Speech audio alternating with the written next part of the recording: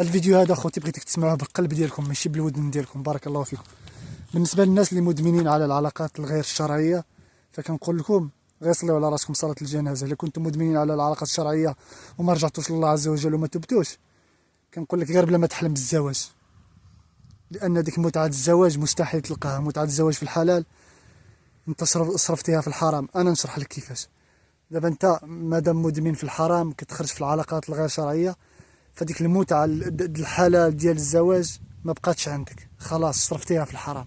دابا واخا تمشي تنوض تزوج في الحلال على سنه الله ورسوله، ما غاديش تحس بديك المتعه ديال الزواج بحال واحد باقي نقي وطاهر بكرامته وشرفه، ولا وحده بشرفها وكرامتها ما مست حتى حد وما مسها حتى حد. لا، ما غاديش تحس بديك الاحساس، حتى ديك الاحساس هذاك صرفتيه في الحرام. ديك الاحساس هذاك ما بقالكش للاسف الشديد. هادشي علاش الله عز وجل كيحرم واحد الحاجه في المصلحه ديالنا. فالانسان اللي بقى طاهر وما كيقربش للحرام، النهار كيتزوج كيحس بواحد المتعه لا يعلمها الا الله صراحه، واحد المتعه لا توصف اقسم بالله.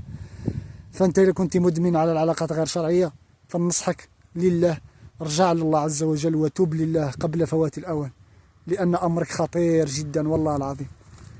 ونسال الله ان تتوب توبه نصوحه باذن الله. السلام.